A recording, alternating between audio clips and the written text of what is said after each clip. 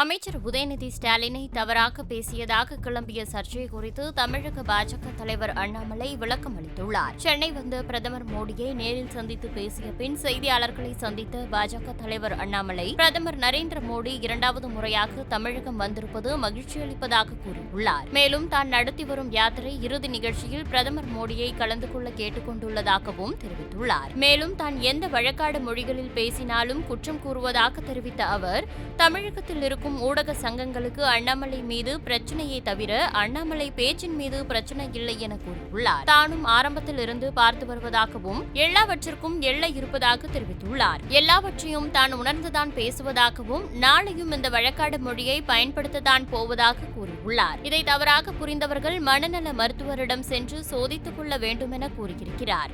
மேலும் யாருக்கு பயந்தும் பேசக்கூடிய ஆள் தான் இல்லை எனவும், இதற்காக மன்னிப்பு கூந்தல் கேட்க முடியாது என அண்ணாமலை கூறியுள்ளார். செய்திகளை உள்ளது உள்ளபடி தெரிந்து கொள்ள ரெஃப்ளெக்ட் நியூஸை சப்ஸ்கிரைப் பண்ணுங்க.